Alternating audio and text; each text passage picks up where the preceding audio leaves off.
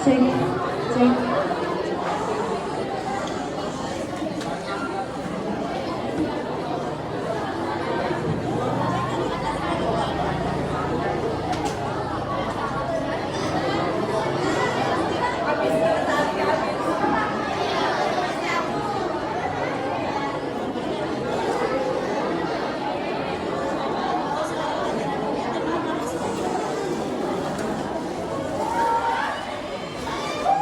Assalamualaikum warahmatullahi wabarakatuh.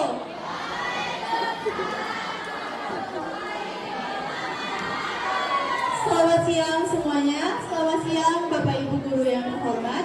Pada kesempatan yang berharga ini, kami kelas 12 MPLB 2 akan membawakan drama yang berjudul KKN di Desa Penari. Dalam rangka memenuhi uji praktik bahasa Indonesia semester akhir, drama kali ini disutradarai oleh saya Feli Suhaini dan rekan saya Juwita Gunawan, serta diperankan oleh beberapa tokoh utama dan tokoh pendukung lainnya. Beri tepuk tangan yang meriah. Kita nggak bisa.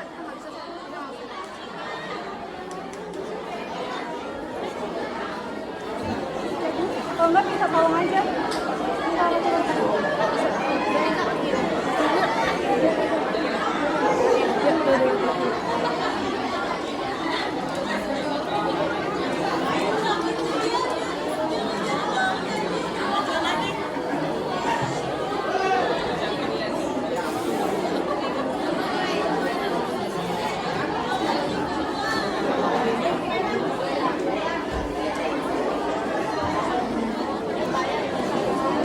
Perkenalkan, saya Juwita Gunawan. Saya berperan sebagai penari dan sutradara. Perkenalkan, nama saya Rizka Mandaristi. Saya berperan sebagai Badarawi. Perkenalkan, saya Syifa Hayati Lupus, berperan sebagai penari. Perkenalkan, saya berperan sebagai penari. Perkenalkan, nama saya Najwa Mulydia. Saya berperan sebagai penari. Perkenalkan, nama saya Nadia Putri Arteria, berperan sebagai penari. Perkenalkan, saya Pintar Ramadhani Samanapa, berperan sebagai kepala desa atau Mbosu. Perkenalkan, nama saya Gelis Calsianti, berperan sebagai Nur. Perkenalkan, nama saya Michelle Kaswani Kamifu, berperan sebagai Widya. Perkenalkan, nama saya Fajrina Ramadhani, berperan sebagai Ayu. Perkenalkan, nama saya Ratnasari, berperan sebagai Sri. Perkenalkan, nama saya Fetri Ramdhani, berperan sebagai Wahyu. Perkenalkan, nama saya Aditya Jalul Ilmi, berperan sebagai Bima.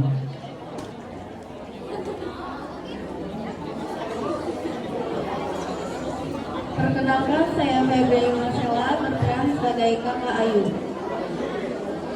Perkenalkan, saya Mutia. Saya di sini berperan sebagai Mbok Sundari. Perkenalkan, nama saya Sisi Anggraini. Saya berperan sebagai Mama Widya. Perkenalkan, saya Selina, berperan sebagai Nenek. Perkenalkan, saya Faira Huzaida. Saya sebagai pengatur sound. Perkenalkan, saya Selamelia. Saya sebagai tukang cilok. Perkenalkan, nama saya Renata Aulia Zahra. Saya sebagai Nenek Gayu. Perkenalkan, nama saya Ika Fitriani. Saya berperan sebagai Mbak Dukun.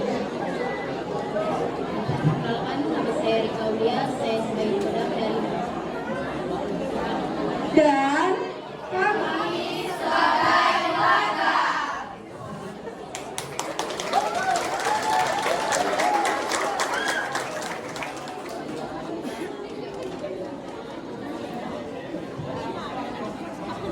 Drama yang kita ambil terinspirasi dan merupakan adaptasi dari sebuah film yang berjudul KKN di Desa Penari.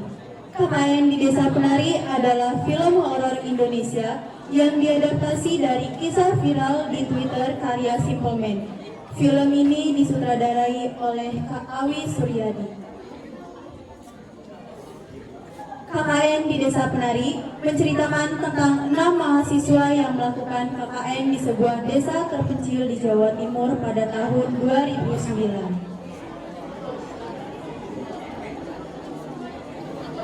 Tepatnya, Nur bersama teman-temannya mengalami kejadian itu sekitar 16 tahun yang lalu. Ia bersama teman kampusnya pergi ke sana untuk program KKN. Tapi ternyata, desa yang mereka pilih bukanlah desa biasa. Dan yang mereka pikirkan hanya bagaimana cara untuk membuat program KKN mereka berhasil. Ternyata, segala yang terjadi selanjutnya tidak seperti apa yang dibayangkan. Mohon perhatian untuk seluruh penonton, harap tenang dan kondusif. Selamat menyaksikan. Nur Ayu beserta kakak Ayu tiba di perbatasan antar hutan dan desa itu. Saat sedang melihat-lihat, Nur menemui seorang nenek yang berdiri agak jauh dari tempatnya. Mereka saling pandang. Lalu, teman Nur yang bernama Ayu menepuk pundaknya.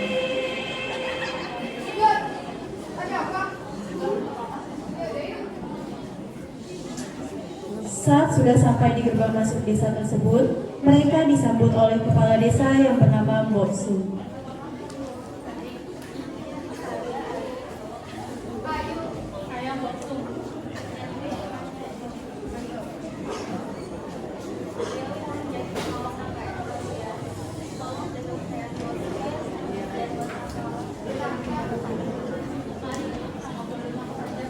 Mereka semua berjalan menuju rumah Bosu.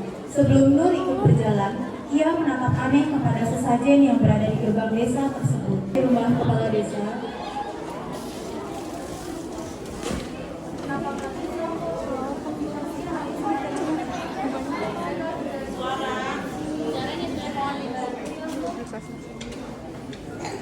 Saya mohon Bu, kami jauh-jauh saja tengah sini. Biar kami juga bukan keluarga desa.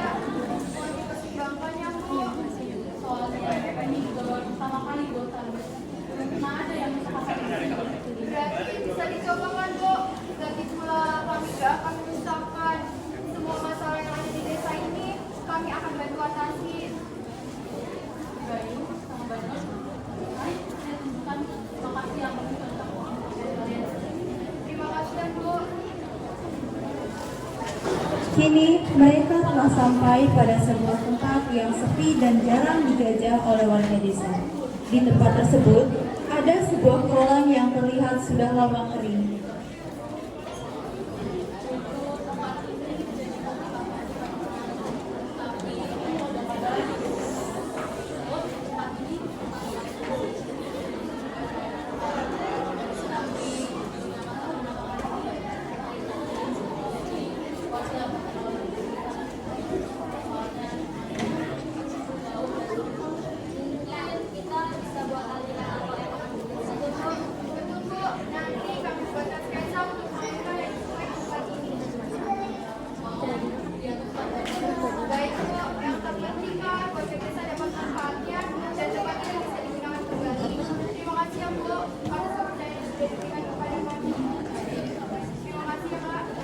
Nur terdiam dan merasa ada sesuatu yang janggal di tempat tersebut.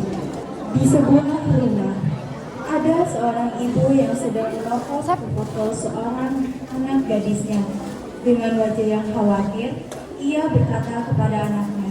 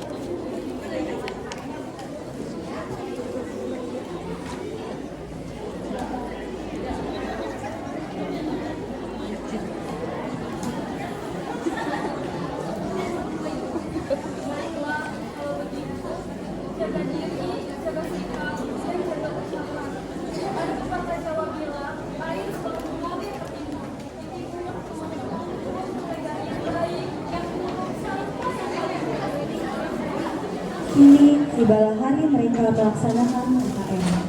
Sesampainya di sebuah hutan, mereka berjalan menuju gerbang desa yang akan menjadi tempat mereka melaksanakan KKN. Di perjalanan menuju ke desa, Widya mendengar suara gamelan, dan saat dirinya menoleh, ia melihat sosok penari yang berdiri di tengah pepohonan dalam hutan tersebut. Mereka saling pandang, tapi tanpa menghiraukan, Widya memilih melanjutkan perjalanan bersama teman-temannya. Apa kabar, Bu? Bu, teman-teman saya.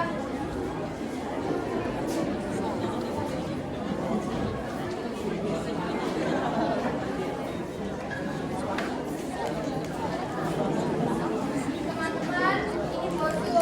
Dia kepala desa di sini. Sudah, Bu.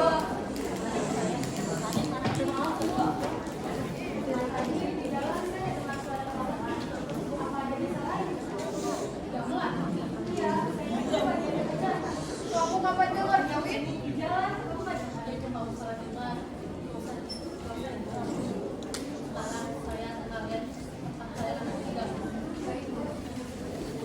Bosu membawa mereka pada salah satu rumah warga yang akan menjadi penginapan sementara untuk mereka melaksanakan program KKN. Ini dari sementara tinggal di cowok tinggal di pesantren bulan sampai waktu yang besar enggak di anak-anak ya saya tidak boleh bilang enggak kan tadi masih saya foto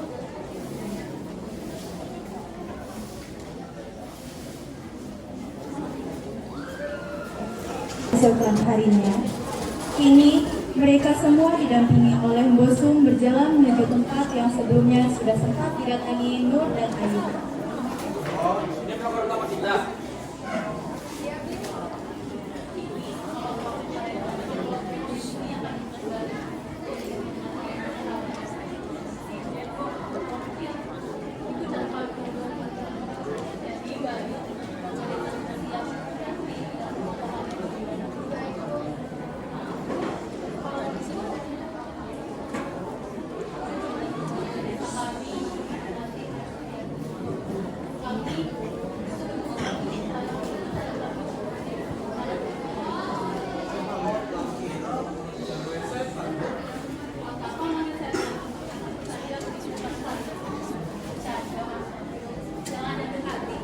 Coba bercanda juga nggak apa-apa, Bu. Dia di sana kampus. Dan saya hanya tahu udah tahu kapan lulus kamu. Nur berjalan menjauh dari temannya karena merasa ada yang memperhatikannya.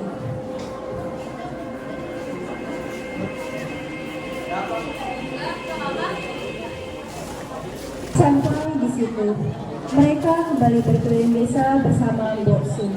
Dan kini mereka telah sampai di pemakaman desa tersebut.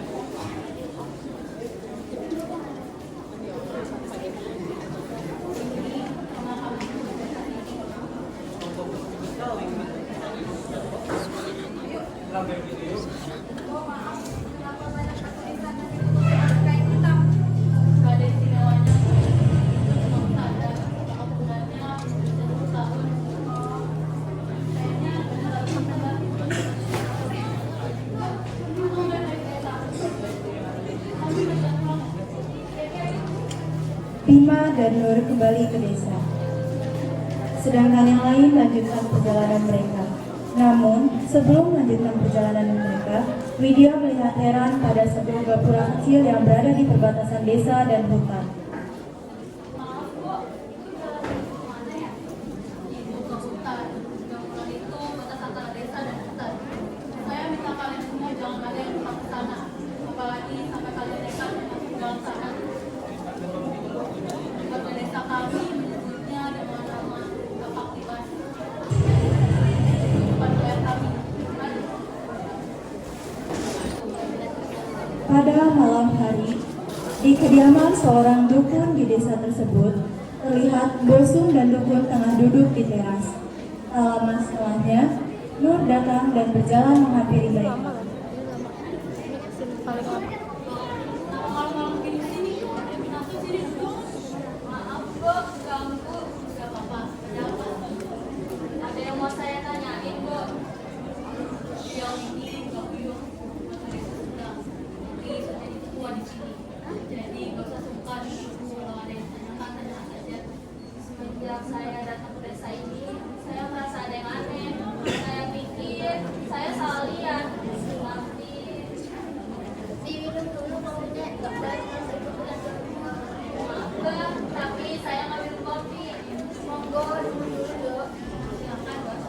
Nur mengambil kopi tersebut lalu meminumnya.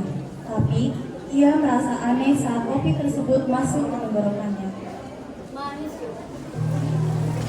Wahyu, Ayu, dan Widya diajak Bosum untuk menemui Mbah Uyut. Mereka duduk dengan 3 cangkir kopi di hadapan mereka.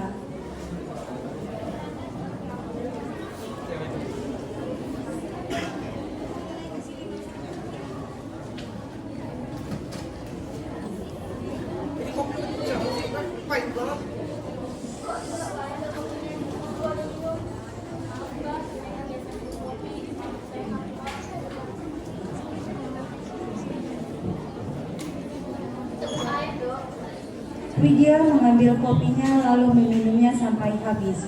Ia merasa heran karena kopi tersebut rasanya manis.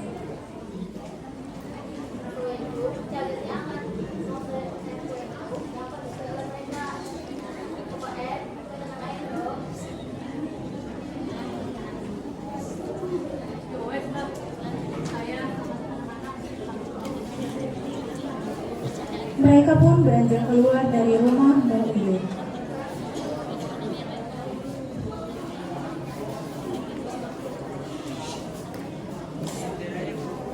Saat di perjalanan pulang, Widya bertanya kepada Bosum. Bu, tadi kenapa cuma saya yang datang ke sana? Kopi hitam itu biasa kita gunakan bahkan beberapa kali. Bang Salah senang sama kopi karena buatan rasanya manis. Saya saja bisa minum kopi itu rasanya mesti manis. Jadi saya menggunakan salah saja. Tapi tenang aja, lebih bagus kami ganti kopi. Aku aneh banget ya. Aneh bagaimana? Bagaimana yang gantinya? Aku itu malam-malam sering menemui mendesak. Apalagi ada perempuan di kamarnya. Ngawur kamu sih. Sumpah, Nur. Aku juga bingung banget. Bahkan aku pernah menemui saja di kamarnya. Aku tuh kenal Bima udah lama. Aku tahu dia orangnya kayak gimana. Benci kayak gitu. Ikut aku. Mana sih? Setelah sampai di kamar Bima, Sri menarik sebuah sesajen yang berada di sebelah kasur Bima.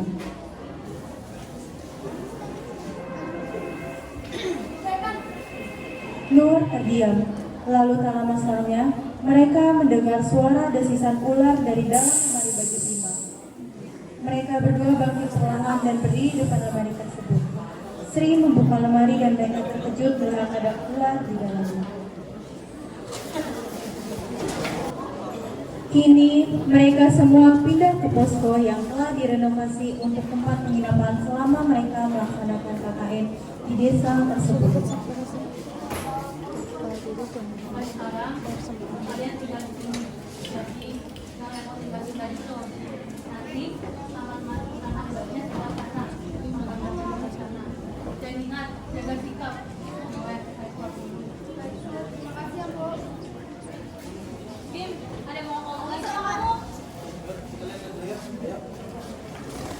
Keesokan harinya, Nur tak sengaja mendengar percakapan antara Ayu dan Bima. Bim, hilang. Hilang. Selesai. Bisa kamu bilangin. Kan aku suruh kasih bayaran itu ke Widya. Malah kamu bilangin. Maaf, Bim. Aku lupa taruhnya. Lagian, buat apa sih kamu kasih bangla itu ke Widya? Apa urusan kamu? Kamu nggak perlu tahu. Salah aku percaya sama kamu. Kamu nggak ngerti.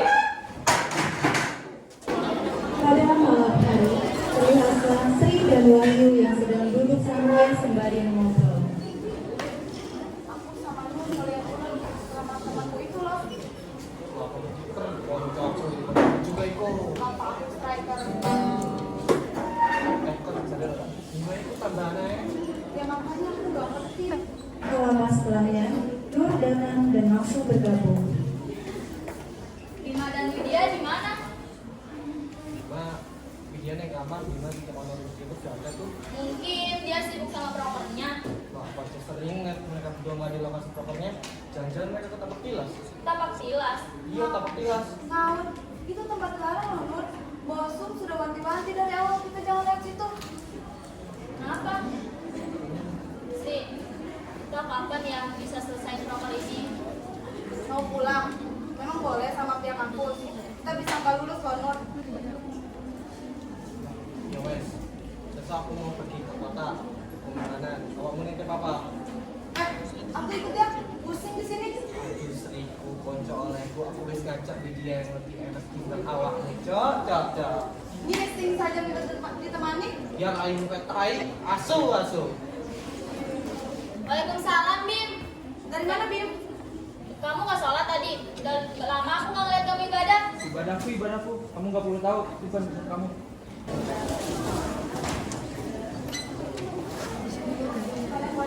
Kamu kerja ya hari ini? Dia sama Wahyu bakal pulang telat gak ya? Sri, kenapa tilas yang semalam kamu ngomongin itu gimana? Kenapa kamu nanya?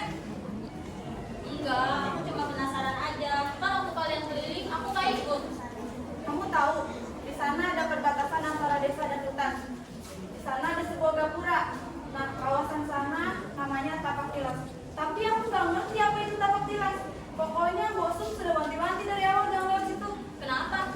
Kan kamu sendiri yang bilang kita harus menghormati kepercayaan warga desa sini, iya kan? Ya udah Sri, aku pergi dulu ya. Mau kemana? Kamar mandi. Jelas, terlihatlah Bima yang sedang berendam di kolam bersama dengan Ayu yang terus mendekatkan posisinya ke arah Bima. Dan mereka pun bermesraan dengan Bima yang hanya diam. Sedangkan di sisi lain, alih-alih pergi ke kamar mandi, Nur malah memasuki kawasan Tapak Tilas dan dirinya telah sampai di sebuah tempat yang penuh dengan alat musik. Ia menatap sekitar bingung. Nur terus melanjutkan jalannya sampai ia menemukan sebuah gubuk yang ditempati oleh Bima dan Ayu tadi. Alangkah terkejutnya, ia melihat Bima dan Ayu keluar dari sana dengan keadaan tubuh yang basah kuyup. Nur, ngapain kalian berdua di sini? Nur, aku bisa jelasin, Nur. Gimana ya perasaan ayah kamu kalau dia tahu apa yang kamu lakuin di sini? Nur, tolong, Nur. Diam, aku nggak ngomong sama kamu. Astagfirullahaladzim, istighfar Bim. Kamu tuh kayak nggak punya agama. Aku nggak ngerti harus ngomong sama yang lain. Nur. Berapa bungkus, Mas? Ciloknya? 30 ayam, Mbak. 30 ayam.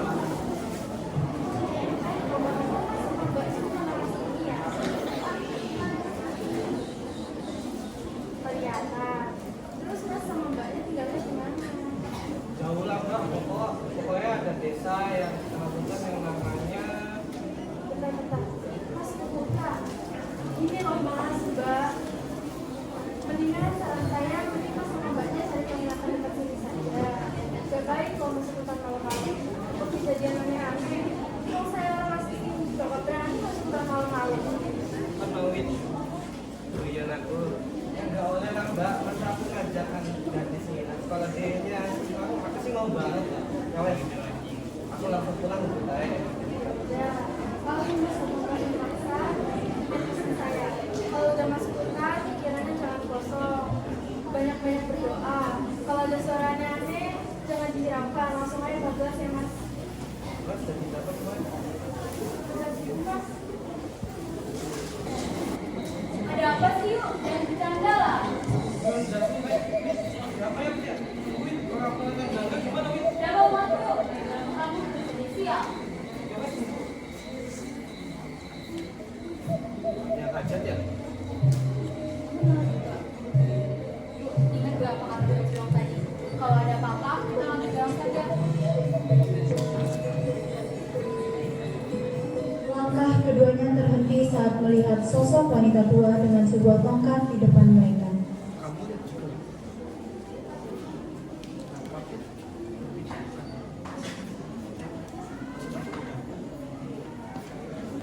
Perjalanan kalian masih jauh. Mari ikut saya saja ke pesta. Bersama dengan para penari yang baru masuk untuk mengisi acara. Silahkan dinikmati makanannya.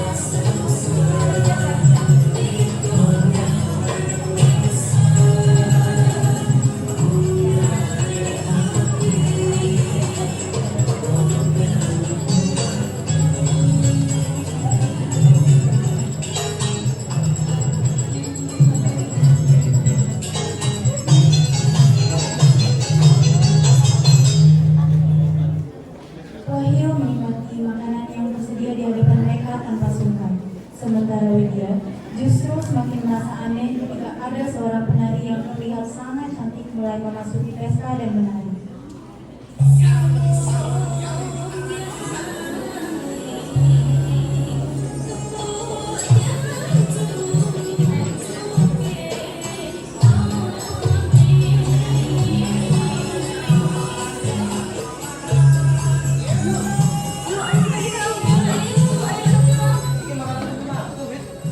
Sudah, nikmati saja dulu makanannya. Maaf mbak, tapi kita pulang saja. Tidak ini dibungkus temannya. Wahyu menerima pemberian dari wanita tua tersebut, dan mereka berjalan menjauh dari pesta.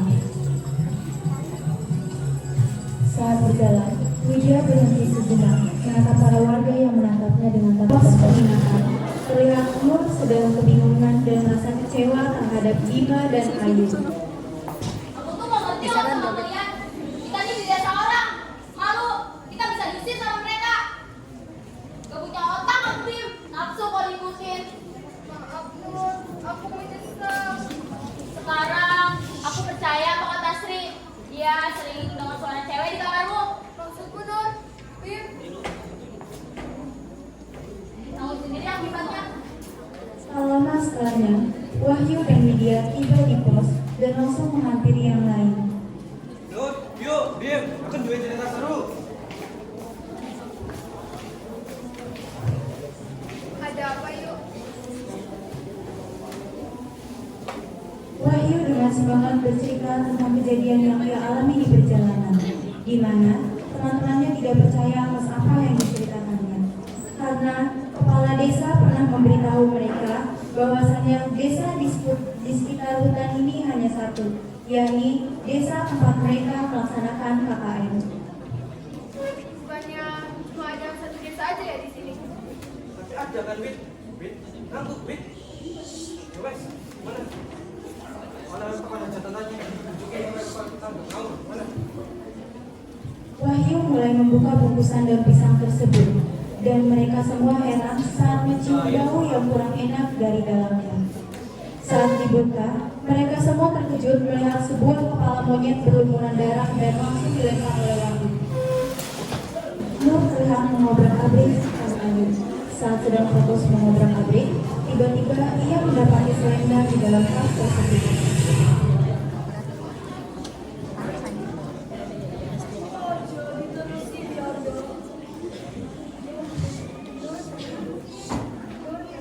Saat mendengar sebuah suara yang tampak asing di telinganya, ia menoleh ke belakang dan mendapati siluet penari di sana. Siapa?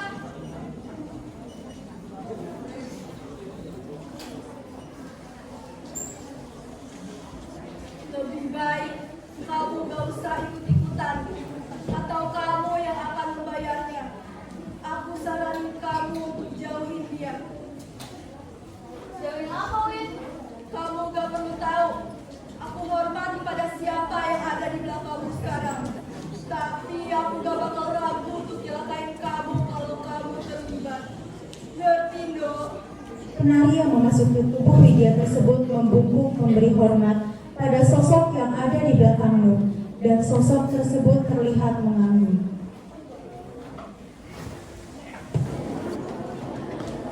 Keesokan paginya, Nur dan Bima terlihat sedang duduk berdua sambil membicarakan hal yang ingin Nur ketahui. Cuma sebatas hilaf, Bim. Demi Allah, aku baru sadar setelah semuanya terjadi, Nur. Jangan bawa nama Allah dalam kehilafanmu, Bim. Dengarkan aku dulu, Nur. Aku mohon. Malam itu Bima mengaku bermimpi, dan mimpi itu terasa begitu nyata. Dalam mimpi itu ia mendengar suara Widya, dan saat dihampiri tubuh Widya dililit ular. Di sana juga terlihat sosok penari. Penari itu mengatakan bahwa Widya tidak akan bisa lepas dari jeratan ular itu. Penari itu memperkenalkan dirinya sebagai Daud. Ia bilang Widya sedang terjerat dengan perjanjian kuno di desa ini, dan Bima bisa menolong bila dirinya mau mendengarkan dan mengikuti semua perintah Daud. Bima yang melihat kondisi Widya pun tidak punya pilihan lain selain mendengarkan. Penari itu memerintahkan dirinya untuk pergi ke tapak tilas. Di gubuk dekat sanggar penari itu, ia mengatakan Bima akan menemukan sebuah kawat kuning berbentuk naga. Dan benar, Bima menemukan benda itu. Penari itu juga menyuruh dirinya untuk memberikan benda tersebut kepada Widya untuk melindungi Widya. Hanya itu satu-satunya cara yang bisa Bima lakukan untuk menyelamatkan Widya. Dan setiap malam, Bima harus menemui Daud. Penari itu berjanji, jika semua yang dia perintahkan dilakukan Bima, Bima akan mendapatkan apa yang dia mau. Astagfirullahaladzim, itu jin. Kamu percaya sama jin? Demi Allah, aku cuma memikirkan keselamatan Widya doang, Nur. Lalu, siapa perempuan yang ada di kamarmu itu? Aku hanya ingat godaan Daud menghantui aku setiap malam, Nur. Gimana Bang Lem itu sekarang? Entahlah, Nur. Aku takut Widya dalam bahaya. Tapi kamu dikuasai hawa nafsu, Bin. Istighfar. Astagfirullahaladzim.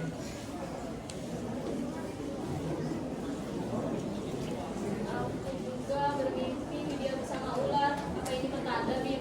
Aku mohon, Nur. Jangan bawa mereka dulu. Aku siap membayar harga.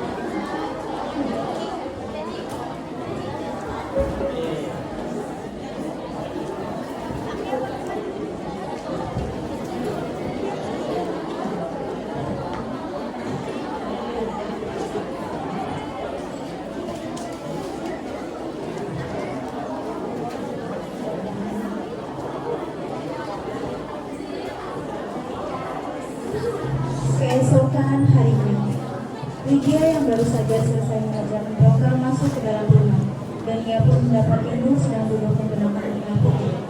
Widya menghampiri Nur dengan raut pandang.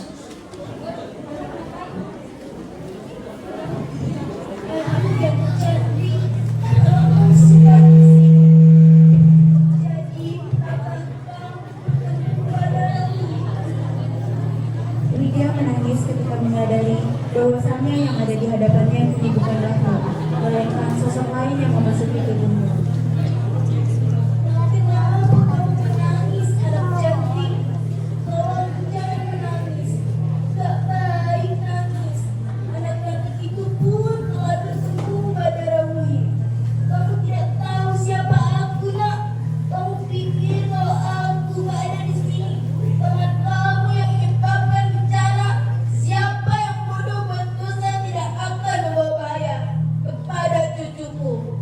Aku tidak akan membiarkan cucuku dicerahkan oleh siapa saja di sini. Adakah kamu paham, nak? Apa yang dimaksud membahayakan, Mbak? Anak yang cantik, dua orang teman kamu tidak akan terus hidup jika mereka tidak berhenti melakukan maksiat. Dengarkan aku. Beritahu mereka sebelum mereka jatuh lebih dalam. Mereka telah melepasi garisan itu akan memburukkan keadaan. Mereka mungkin menyebabkan kerusakan kepada seluruh desa. Tersadar dari pingsan, Widya yang melihat Nur telah sadar langsung menghembuskan nafas lega dan memeluk. Kamu gagal udah lama duit. Kamu gagal.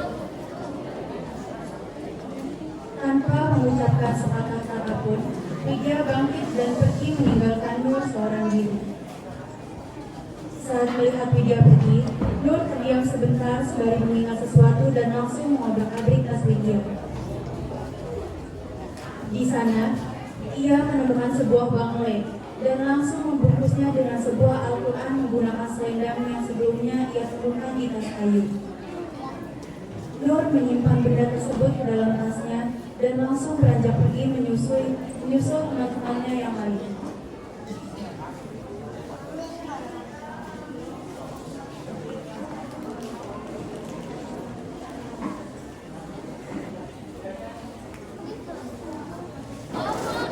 Sesampainya di tempat protes, Nur langsung menghampiri Ayu.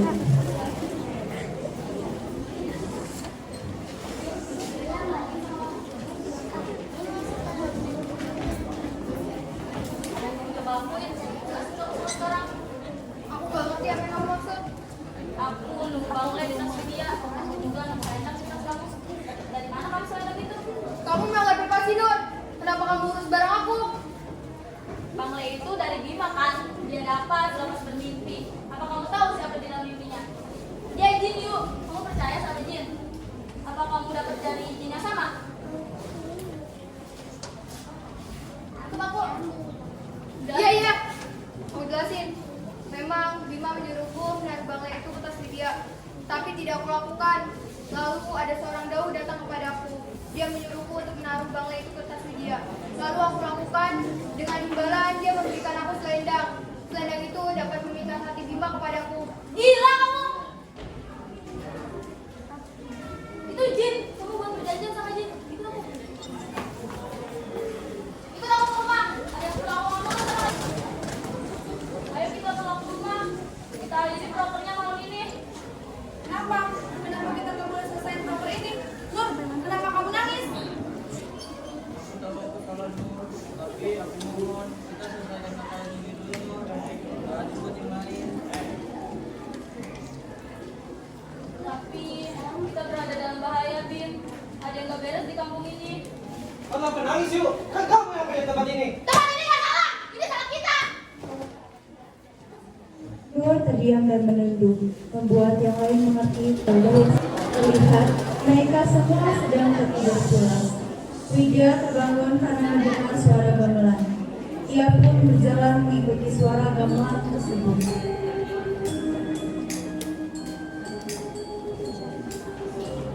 Dan saat di pintu keluar, ia melihat Bima yang berjalan membawa obor ke arah hutan.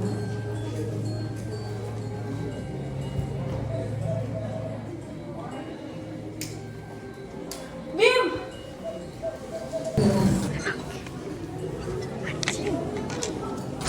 Widya pun terus berjalan mengikuti Bima.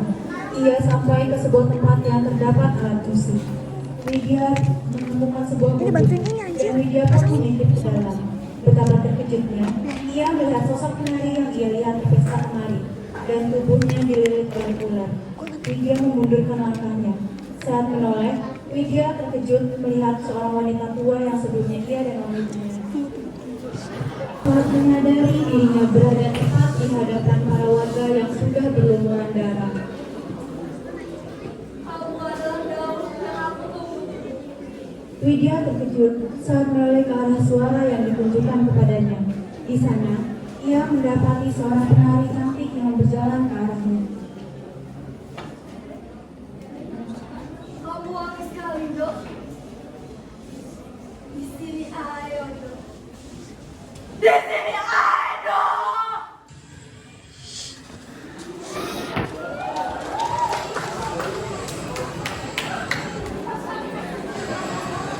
Bangsat.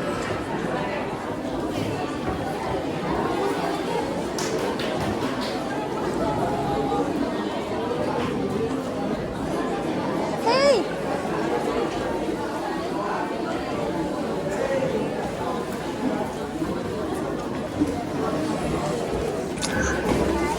Ini gimana, Sofi? Kita.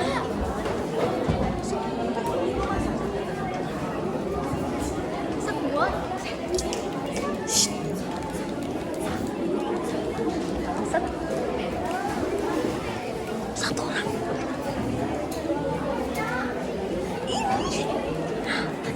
panggilin. Megang ini.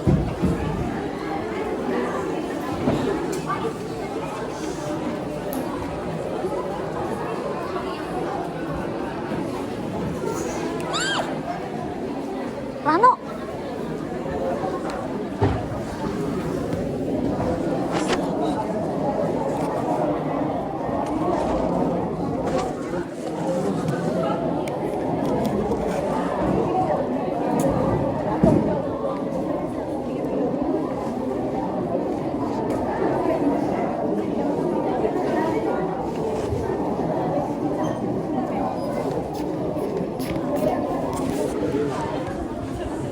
Pintar mana kita?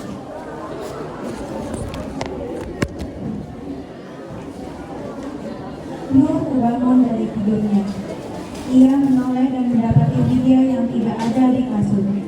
Saat menoleh ke kasur sebelah kirinya, ia mendapati Ayu yang masih tertidur pulas. Nur tampak heran karena Ayu terasa tidak mengganggu sama sekali. Ia lalu membalikan tubuh Ayu, dan betapa terkejutnya ia melihat Ayu yang sudah pucat dengan kedua mata yang melotot. Sri, Wahyu, tolongin aku. Nggak tahu, aku lihat video udah nggak ada, dan aku lihat Wahyu udah kayak gini. Ayo panggil masuk sekarang. Mana Bima? Kenapa kamu lihat Bima di sini? Gak tahu aku. Nur pun menutup tubuh Ayu dengan kain.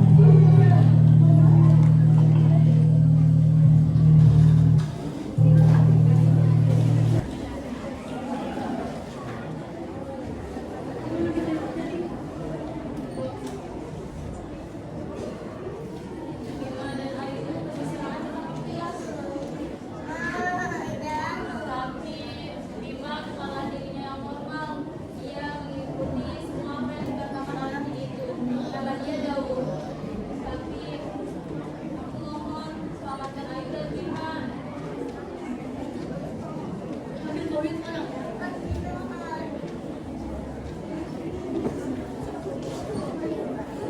Kamu saja kan tentang kita. Gak nyangka aku. Sampai mereka ngelakuin hal seperti itu di sini. Cukup, teman kamu lagi dalam bahaya. Sekarang cari mereka. Setelahnya, Sri dan Wahyu pun pergi untuk mencari keberadaan Bima dan Lydia. Tak lama, Mbak Uyut datang dan duduk di samping tempat Ayu terbaring. Wajahnya tampak prihatin melihat keadaan Ayu saat ini.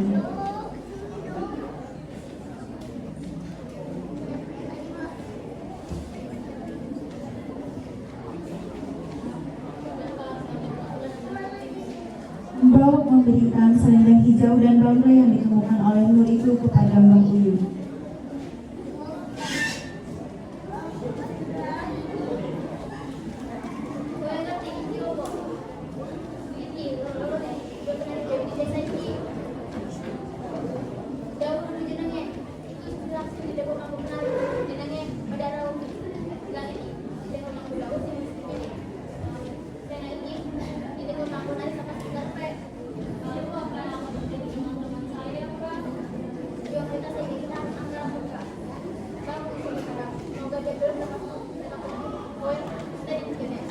Mbak Uyut pun beranjak dan pergi dari posko. Setelah dirinya masih ditahan oleh warga dan suara gamelan mulai terdengar. Dia lalu menoleh dan betapa terkejutnya ia melihat Ayu sudah memakai pakaian baru dan dirinya mulai menari kembali kami.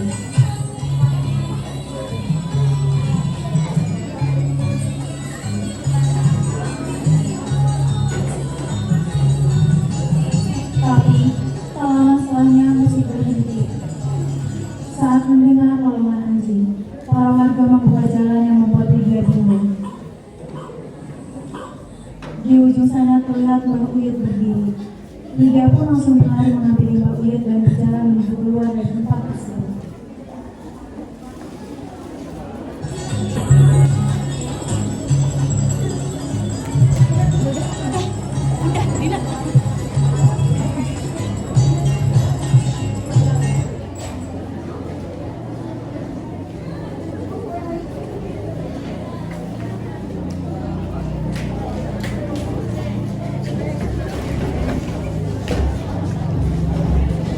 Kopi.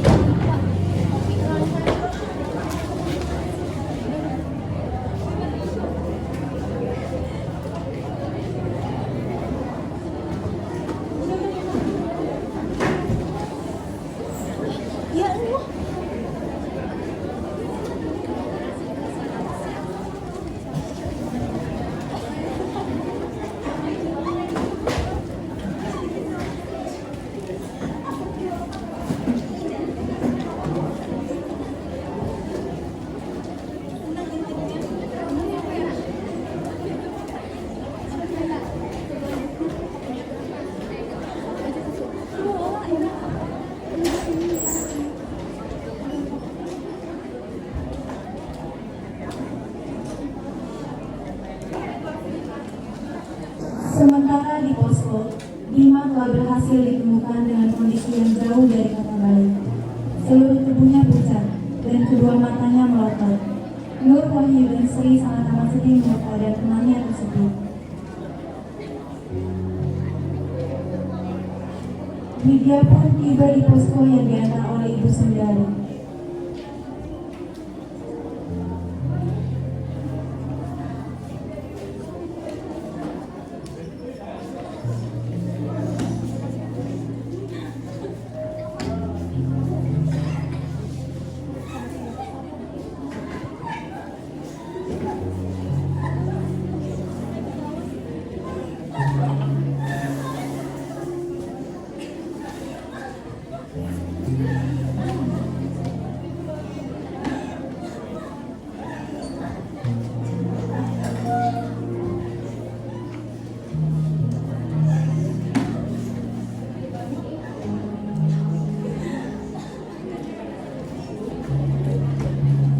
Nur yang mengerti langsung mengajak Widya untuk mengikuti Bosu menemui Mbak Uyut.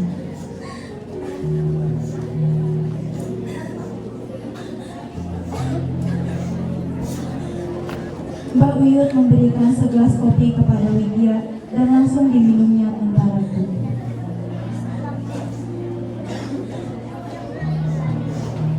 Namun, ia menyeringai saat rasa kopi tersebut pahit.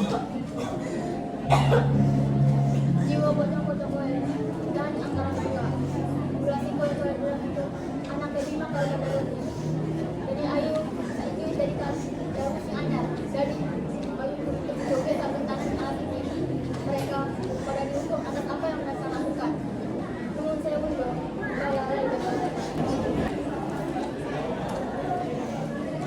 Melihat di depan gerbang desa, Nur dan yang lain sedang berpamitan kepada Rasul. Dulu nenek moyang kami percaya bahwa dengan mengembangkan anak perempuan, desa kami akan selamat dari bahaya. Maka kami ditutupi oleh kain hitam. Itu adalah orang-orang yang dikorbankan saat desa ini masih bawa dan iblis. Sangga di Tapang Tilas dulunya adalah tempat untuk ikan air, bukan untuk warga desa kami, tapi untuk manfaat penghuni kampung ini. Saya telah gagal menjaga kalian semua. Gagal jagain teman-temanku. Gagal jaga kepercayaanku. Aku tahu dari Madara Ayu ya, Bu. Dan aku dan teman-temanku akan balik ke sini. Kalian jangan khawatir. Saya pasti akan menjaga Ayu dan Bima.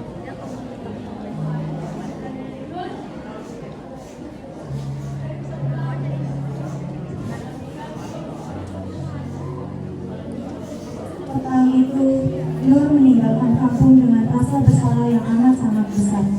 Perasaan sedih mendominasi di kala itu. Mereka datang berenam, namun pulang berempat. Jiwa Ayu dan Bima telah ditahan di antara mereka.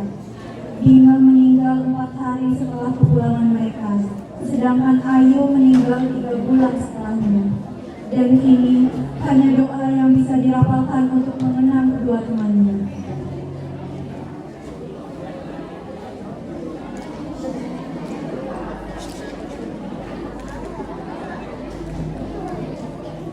Pelajaran pertama yang dapat kita ambil dari drama ini adalah tentang seberapa pentingnya kita harus memahami, menghormati, dan menghargai sebuah tradisi dan budaya.